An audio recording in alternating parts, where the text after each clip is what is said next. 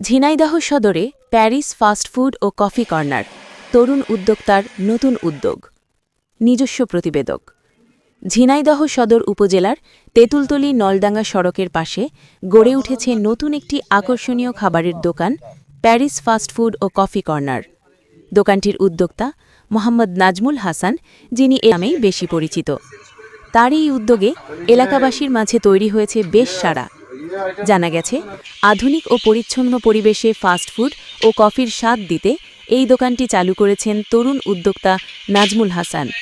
এখানে burger, sandwich, fried chicken, নানা ধরনের ফাস্টফুডের পাশাপাশি গরম কফি ও অন্যান্য পানীয় পাওয়া যায়।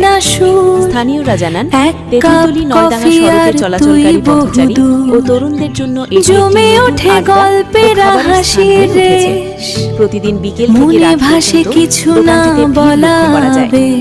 উদ্যোক্তা মোহাম্মদ নাজমুল হাসান বলেন, ছোট পরিসরে হলেও ভালো মানের খাবার এবং পরিষ্কার পরিবেশে সেবা দেওয়ার চেষ্টা করছি। ভবিষ্যতে আরও বড় পরিসরে এই ব্যবসা সম্প্রসারণ করার ইচ্ছা আছে। এলাকাবাসীর মতে, এ ধরনের উদ্যোগ স্থানীয় তরুণদের কর্মসংস্থান তৈরি করার পাশাপাশি এলাকায় নতুন ব্যবসার সম্ভাবনাও বাড়িয়ে তুলছে।